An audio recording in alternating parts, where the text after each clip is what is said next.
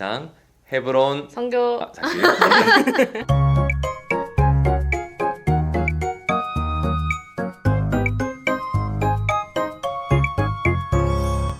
안녕하세요. 헤브론 선교대학교입니다. 새로운 게스트가 왔군요. 새로운 아닌데? 저 여러 번 왔었죠. 아 그렇죠. 또 고민이 있어서 오셨군요. 네, 그렇습니다. 네, 말씀해 주시지요. 근데 제 소개는 안 하나요? 소개? 누군지 모르잖아요. 소개를 한번 해주시지요. 안녕하세요. 저는 헤브론 선교대학교를 졸업하고 지금은 헤브론 언약교회에서 섬기고 있는 이진입니다. 와! 고민은 감정에 관한 겁니다. 지금껏 겪어보지 않은 감정에 대한 어떻게 지혜롭게 대처를 해야 되는지 입니다. 누가 좋아졌어요? 아니 그런 건 아니고 네, 그런 쪽은 아니고요. 그런 쪽은 아니고. 설명을 하자면 제가 이제 여기에 오래 있었잖아요. 네. 새로운 공동체에 들어갔는데 막상 들어가 보니까 새롭게 경험하는 감정들이 너무 많아요. 예를 들어서 여기 사람들을 그리워해 본 적이 없었거든요. 학교 다녔을 때는. 막 보고 싶다 이런 거는 없었는데 근데 너무 보고 싶은 거예요. 근데 그런 그리워하는 마음이 들었을 때는 어떻게 대처를 해야 될지 모르겠더라고요. 그래서 그냥 울기만 했거든요. 날 며칠을. 그리워서? 네. 오, 뭐야 이게? 이런 말에 뭐야?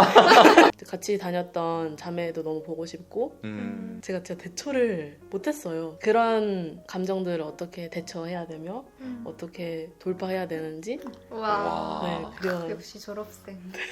그 성경에도 보면 디모데후서 마지막 장에 보면요, 바울이 디모데를 엄청 그리워해요. 감옥에서 이제 순교가 임박했고 누가를 제외한 다른 모든 동역자들이 나를 떠났다.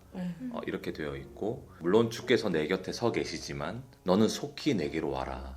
바울이 디모데에게 뭐랄까요, 어떤 그리움이죠. 일종의 디모데를 보고 싶어하고 겉옷을 가지고 두루마리를 가지고 내게로 와라, 이런 마지막 편지거든요. 그게 그런 걸 보면은 우리가 그리스도 안에서 한 지체된 동역자들이나 제자, 스승 혹은 함께했던 사람들을 그리워하는 것 자체는 일어날 수 있는 일이죠. 그리고 내가 어떤 어려운 상황한데 처하면 그 사람들이 생각나기도 하고 그런 것 자체가 그렇게 나쁜 거겠어요. 그런데 그 서신에서 볼 수 있는 건 그렇다고 바울이 무너지지는 않아요.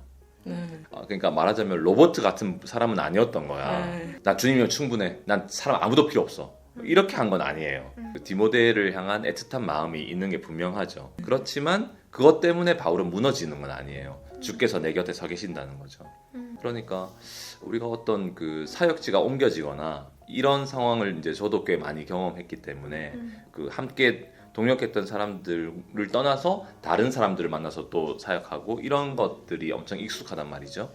그럴 때 이제 오게 되는 좀 뭐랄까, 새로운 팀과 새로운 사역에서 그 일을 충분히 충성되게 감당하지 못하게 되는 요인 중에 하나가 그리움이나 추억 같은 거. 추억이나 이런 게 현재의 일을 충성되게 감당하지 못하게 하는 어떤 요인이 되기도 하는 거죠. 그런 경우에는 막아야 되는 거죠. 네. 물론 이제 기계처럼 살 수는 없어요. 우리가 무슨 전환을 확 하면서 이 사람이랑 하기다 이제 끝났어, 절로 가. 끝나면 절로 가, 이제 필요 없어, 나 주님이면 충분해, 이렇게 할 수는 없지만 그렇지만 그게 어떤 공격이나 시험의 농도로 그게 오게 될 때는 이건 싸워야 되는 부분이기도 한 것 같아요. 제가 순회 선교사이기 때문에 계속 순회를 하는 거예요. 다니다 보면요, 주님 앞에서 배우게 된 것은 어떤 거냐면요, 지금 나와 물리적 공간적으로 가장 가까이 있는 사람들을 더 사랑하자. 나는 그걸 정했어요. 지금도 물리적으로 저에게 가장 가까운 사람들은 두 사람이거든요. 두 사람을 사랑하고, 제가 이 공동체에 있기 때문에 우리 여기 있는 공동체 사람들이 저에게 중요해요. 가장 가까운 사람들이죠. 내가 함께한 사람들은 지금 이 사람들이니까 말이죠. 저의 마음을 하나님이 부르신 곳에서 충성된 사람으로 내가 서 있기 위해서 그렇게 좀 마음으로 정한 부분은 있어요. 예를 들면 저는 G&A 때 훈련생을 하고 그 다음에 바로 간사를 했는데 이제 훈련생 때 갔던 아우리치가 있었고 간사 때도 갔던 아우리치가 있었단 말이에요.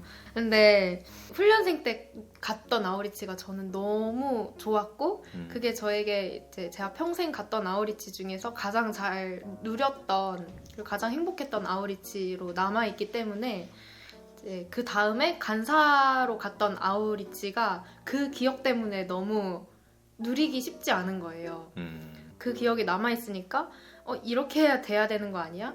이 상황에선 이렇게 해야 되는 거 아니야?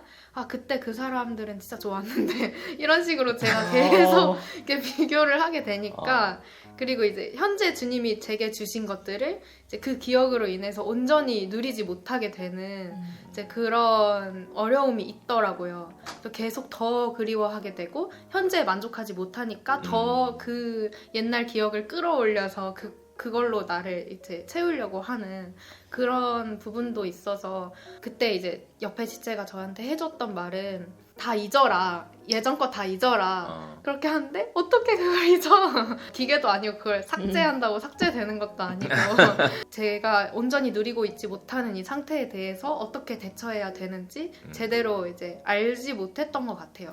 우리는 어떤 면에서는 근본적으로 가보면 사람들에게 영향을 크게 받는 거예요. 마음으로는 이럴 수도 있어. 나는 어떤 사람들과 함께 있고 싶은가. 수많은 사람들이 그렇게 생각하잖아요. 자기가 관계를 형성할 때도 항상 나에게 맞는 사람들을 찾죠. 그 사람들이랑 있으면 재밌어. 나를 중심으로 그 사람들을 바라보는 거죠. 맞잖아요? 네. 내가 그 사람들을 행복하게 해줘야지가 아닌 거예요. 그 사람 있으면 내가 재밌는 거지. 추억이라는 것도 어떤 면에서는 굉장히 자기중심적인 거지. 자기중심적으로 추억이 세팅되면 될수록 그 아련함과 그리움에 사로잡혀서 전체적으로 나에게 몰입되는 거야. 내가 너무 좋았던 거지. 그런데 지금 그들에게 보여야 할 부분들에 대해서 소홀하게 되는 게 있다면 그거는 싸워야 될 부분이기도 하죠. 우리 예수님 같은 경우도 하늘 영광을 버리고 이 땅에 오셨잖아요. 가장 그리운 분은 하늘아버지. 하늘 아버지일 거 아니에요? 날마다 기도를 하셨죠. 우리 주님이. 그런데 그분이 사랑하신 건 제자들이었던 거예요. 그들을 끝까지 사랑하셨죠. 나는 하늘 아버지가 너무 그리워. 얘들 봐 말을 안 들어. 계속 나를 배신하려고 그래. 이렇게 하지 않으셨어요. 끝까지 그들을 사랑하셨던 거죠. 지금 나와 함께 있는 사람들을 사랑하고 섬기는 생명이 바로 예수 생명인 거죠. 예수님이 그렇게 하셨듯. 맞네요. 돌이켜보면 그때의 생활에 대한 불만이 좀 있었던 것 같고 그때에 취해 있는 거죠. 그때가 너무 좋았지. 네. 근데 지금은 좀 힘들지. 뭐 이런. 이걸 조금 다른 각도에서 보면요. 똑같은 대상과 오랜 시간을 지날 때도 비슷한 현상이 있긴 해요. 예를 들면 제 아내와 저와의 관계 속에서 초등학교 때부터 알고 지낸 사이잖아요. 그런데 과거에 너무 좋았던 추억들이 있을 거 아니에요.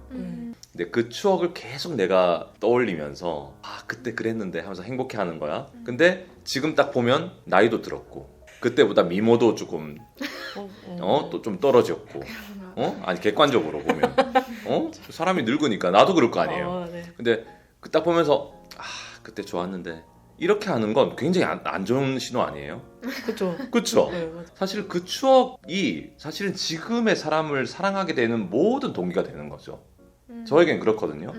지금 이 사람을 사랑하게 되는 모든 동기가 그 추억들이 되는 거예요. 하나님과의 관계로 다시 한번 치환시켜 보면요. 누구를 만났던 그 안에 있었던 주님과의 관계 있잖아요. 주님 때문에 행복한 것보다 더 큰 행복을 느끼는 건 사실은 문제거든요. 그것 때문에 힘들어지는 건 좀 안 좋은 거지. 이전 아울리치라든지 아까 얘기했던 이전 팀이라든지 이전 학교라든지 그때 있었던 주님과의 달콤했던 그 모든 것들이 생각하면서 지금은 만족이 안 되는 거야. 그렇게 될 때는 좀 문제가 있지. 사실은 그 모든 추억들이 지금 주님을 사랑하고 주님을 따르는데 지원해주는 어떤 동기가 돼야 되는 거죠. 오히려. 네. 그렇네. 들으면서 약간 복음 사관학교를 수료한 많은 사람한테서 듣는 얘기가 그때 좋았는데 그때만 좋은 어떤 뜨거운 추억으로 남아 있는 거예요.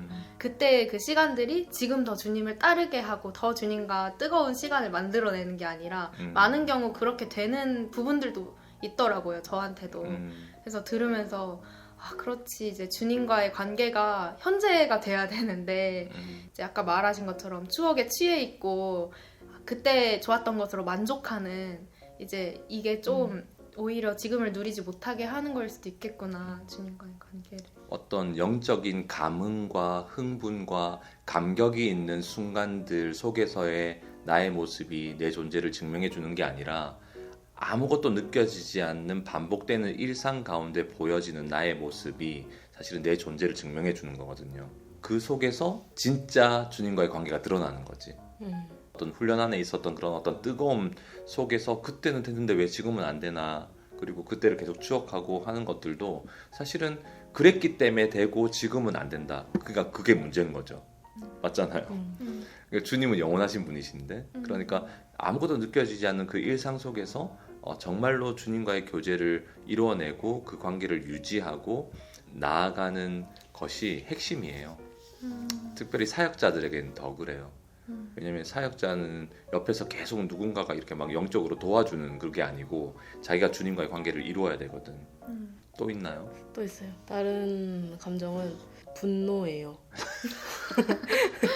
오해를 받은 거예요. 그러니까 예수님을 만나고 인격적으로 만나고 나서 그렇게 화난 적이 없었는데 엄청 오해를 받으니까 엄청 화가 났었어요. 그래서 그날 밤에 잠을 못 들고 아니 어떻게 그렇게 얘기할 수가 있지? 뭐 이러면서 혼자 엄청 분해했어요. 시간이 지나니까 그래도 좀 그 분이 사그라들고 계속 밤낮 없이 기도를 했었고 오해가 풀어지고 나니까 그래도 좀 마음에 찜찜한 구석이 있긴 하지만 그래도 많이 그 분노가 가셨던 것 같아요. 근데 아직도 마음에 그런 볼 때마다 막 이렇게 되고 이 감정의 잔여물은 없어지지 않는 것인가. 오해를 받으니까 너무 화가 난 거죠. 네. 그러니까 용서가 안 되고. 네. 오해라는 건요, 사실은 모든 관계에 존재해요. 어느 정도는. 그러니까 오늘도 이렇게 대화를 우리가 하잖아요. 그러면 어느 정도 오해가 존재하는 거예요. 제가 전달한 얘기가 충분히 억셉트가 안 됐을 수도 있어요. 근데 서로가 그냥 하고 끝나는 거지. 나는 저 사람에게 엄청 좋은 마음으로 해줬는데 있죠. 저 사람은 엄청 공격적으로 받은 거야. 그런 걸 나는 모르지. 근데 나중에 시간이 흘러서 다른 분에게 들으면은 그렇게 오해했구나. 이런 상황들이 앞으로 많을까요, 적을까요? 엄청 많겠죠? 엄청나게 많아요. 엄청나게 많아. 또 아내와의 관계로 가보면요. 부부 사이에서도 있죠. 진짜 오해를 많이 해요. 굉장히 가까운 사이고 서로가 정말 사랑하는 사이란 말이죠.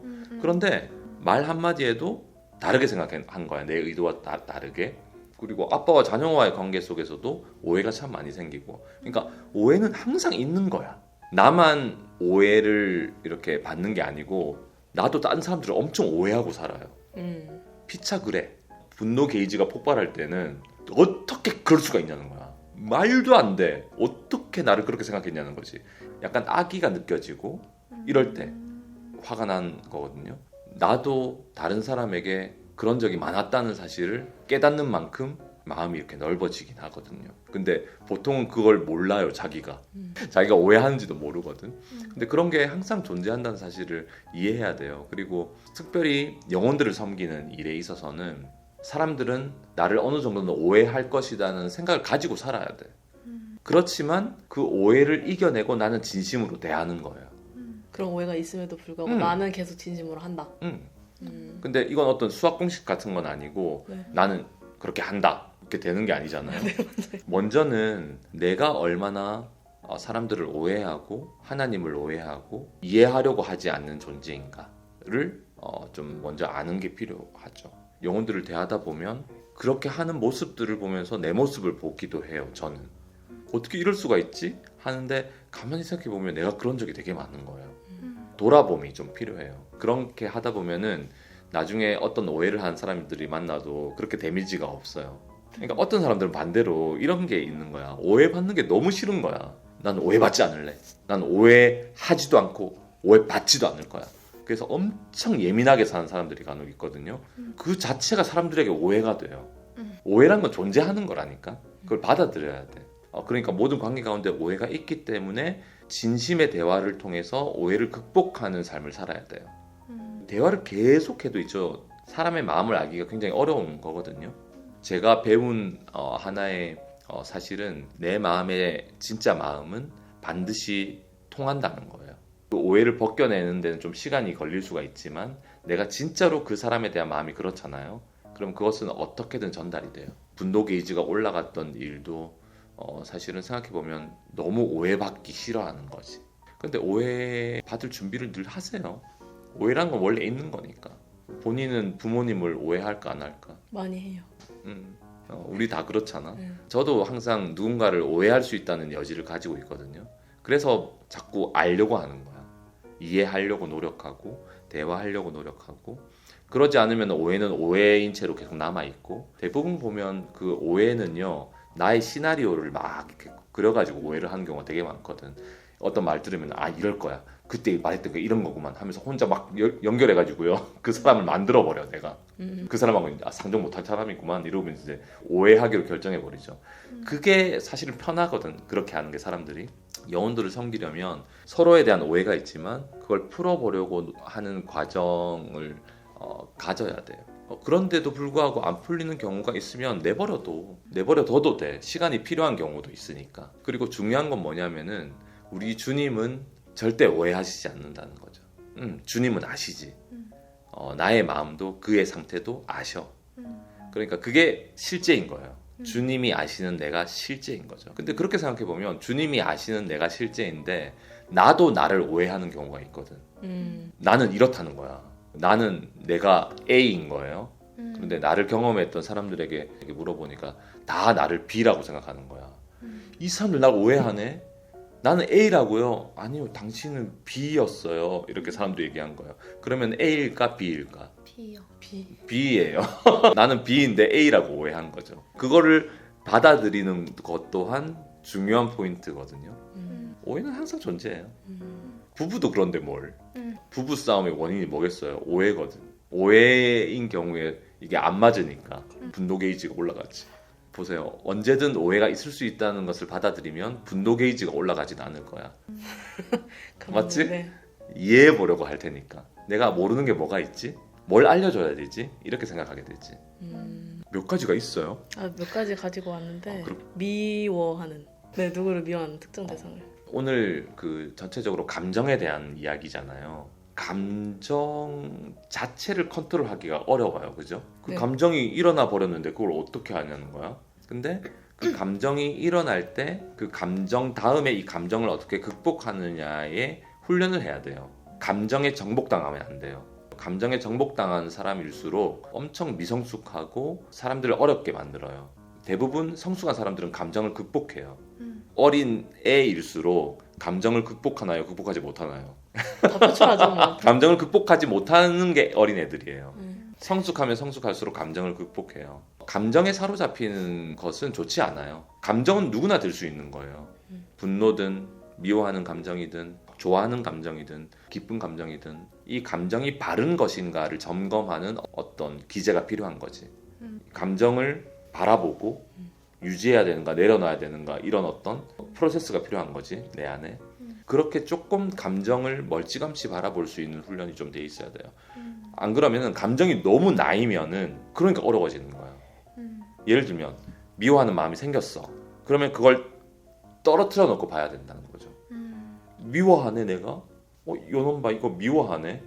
그러면서 시편 기자처럼 내 영혼아 네가 어찌하여 낙심하느냐 이렇게 자기 영혼을 향해서 외치잖아요. 네. 그 시편 기자는 자기 영혼을 객관화시켜 놓고 명령을 한단 말이지. 자기 감정을 떨어뜨려 놓고 너 왜 이러는 거야? 그게 맞는 거야? 미워할 이유가 돼 그게? 이런 방식으로 한번 생각을 해보는 거예요. 그게 성숙함이에요. 모든 엄마들이 감정에 정복당했다면 모든 아기들은 다 죽었을 거예요. 분노 게이지 폭발해 진짜. 그 감정을 억누르게 하는 그 사랑함이 있기 때문에 아이들이 다 살아있는 거예요. 보세요. 우리가 주변에서도 봐봐. 감정의 기복이 엄청 심한 사람들 있잖아요. 모두가 미성숙한 사람들이지. 감정의 기복이 심한 사람들하고는요. 두 분 자매님이지만 절대 그런 사람이랑 결혼하면 안 돼요. 완전히 평생 고통일 거예요. 그렇겠지? 그렇겠네요. 감정의 기복이 심한 사람은 일관성이 없어. 어떻게 대해야 될지를 모르는 그런 사람인 거예요. 애기들이 그렇지. 보면 어떻게 대해야 될지 모르겠잖아. 너무 오랜만에 오니까 좋네요. 아, 그래? 오랜만에 이 분위기. 유익했던 시간이었던 것 같아요. 감정에 대해서 이제 내가 갖고 있는 그 감정이 어떤 대상에 대한 거잖아요. 보통은 분노나 그리움이나 그 감정에 사로잡히지 않고 그 대상을 바라보기보다 내 감정 자체를 내가 들여다볼 때 그 감정에서 일부 벗어날 수 있다는 생각이 들었어요. 예를 들면은 내가 분노하는 대상이 있어요. 근데 그 대상을 계속 생각하면 계속 분노가 있는 거예요, 내 안에.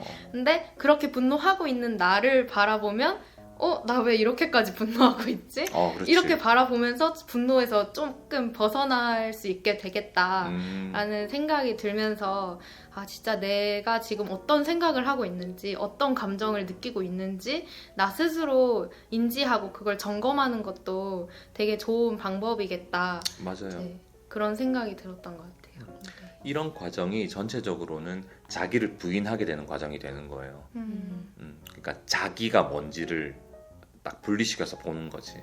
그 자기를 부인하는 거예요. 자기가 너무 나랑 붙어 있으면 부인이 안 돼. 근데 객관화시켜 놓는 거죠. 감정이든 무엇이든 간에, 생각이든 뭐든 간에. 그리고 시편 기자처럼 이렇게 꾸짖는 거야. 내 영혼아 어찌하여 너 낭망하냐. 어찌하여 이렇게 짜증이 나 있냐. 내 영혼아 어찌하여 사람을 미워하냐 자꾸만. 그게 맞냐? 헤브론 성교대학교였습니다. 안녕히 계세요. 안녕. 너무 이 감사합니다. 추억에 사로잡혀 있지 말. 오늘